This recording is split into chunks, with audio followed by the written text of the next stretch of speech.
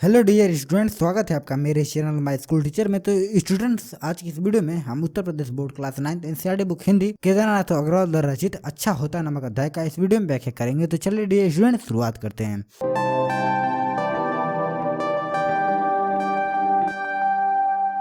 तो स्टूडेंट देखिए, इस अध्याय की जो अच्छा होता नामक अध्याय का जो पहला पदांश है, अगर आदमी के लिए पराथी पक्का और नियति का सच्चा होता, न स्वार्थ का सच्चा होता, न दगल न दागे, न चरित्र का कच्चा होता।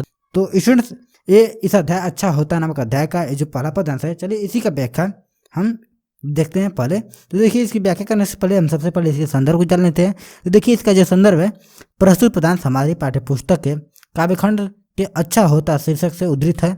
यह केदारनाथ अग्रवाल द्वारा रचित अपूर्व काव्य संग्रह से लिया गया है। तो स्टूडेंट्स, चलिए इसके प्रसंग को भी जान लेते हैं। तो देखिए, इसका जो प्रसंग है, प्रस्तुत पदांश में कवि ने मानवता के प्रति व्यक्ति के कर्तव्य अकर्तव्य का सुंदर वर्णन किया है। तो देखिए स्टूडेंट्स, अब इसके प्रसंग को हम व्याख्या के माध्यम से बहुत ही विस्तार से जान लेते हैं। तो देखिए, अगर आदमी के लिए पराथी पक्का और नीति का सच्चा होता, न स्वार्थ का सब बच्चा होता, न दगल न दागी, न चरित्र का कच्चा होता। देखिए, इसकी जो स्टूडेंट्स की जो इसकी व्याख्या है, खड़ी बोली होने का इसकी जो व्याख्या है, पूर्वतः जैसे लिखा गया बस वैसे ही रहेगा।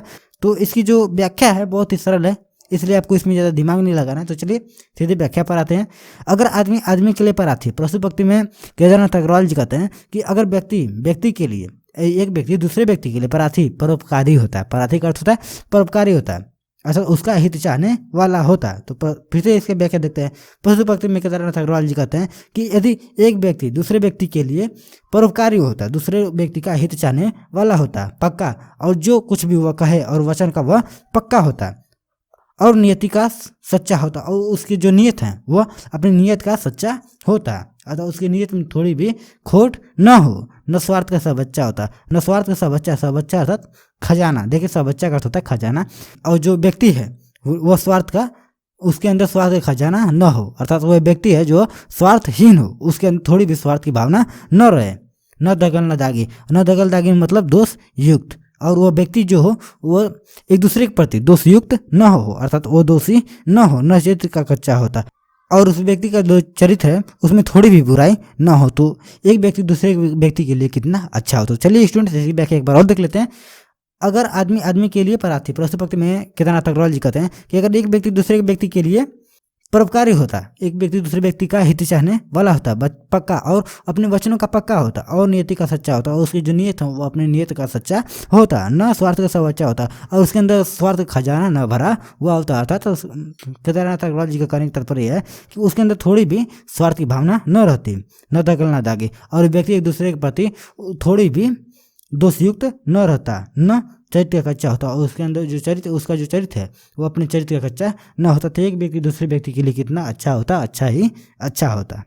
तो स्टूडेंट देखिए, जो पदांश पहला है, तो इसकी व्याख्या मुझे उम्मीद है कि आपको समझ में आ गई होगी। तो देखिए, बस आपको ध्यान में ये रखना है कि खड़ी बोली है, इसीलिए इसकी जो व्याख्या है कठिन नहीं होगी, आसान ही रहेगी। देखिए, इसका जो व्याख्या होगा तो काव्य संदर्भ देख लेते हैं। तो देखिए, काव्य का संदर्भ है भाषा, लोक भाषा के शब्दों से युक्त, लोक भाषा के शब्दों से युक्त खड़ी बोली है। देखिए, मैंने बताया था खड़ी बोली। तो देखिए, भाषा जो है लोक भाषा के शब्दों से युक्त खड़ी बोली है, और जो शैली है विवेचनात्मक है, अर्थात सोचने वाली बात है। ऐसा मनुष्य को सोचना चाहिए और उसको अपने जीवन में अमल करना चाहिए। और देखिए, इसकी जो गुण है प्रसाद है, और रस जो है शांत रस है, और जो छंद है मुक्तक छंद है, मुक्त अर्थात, ठीक, और शब्द शक्ति अमिता व लक्षणा। इसमें देखिए एक ही अलंकार का प्रयोग हुआ है, अनुप्रास अलंकार। अनुप्रास अलंकार कैसे, अगर आदमी में अ, पराथी पक्का में प, दगल दागी में द, वर्ड की पुनरावृत्ति होने के कारण यहाँ पर अनुप्रास अलंकार है। तो स्टूडेंट, मुझे विश्वास है कि आप जो पदांश पहला है इसकी आपको हर एक पॉइंट क्लियर हो चुकी है। तो चलिए बढ़ते हैं पदांश दूसरे की ओर।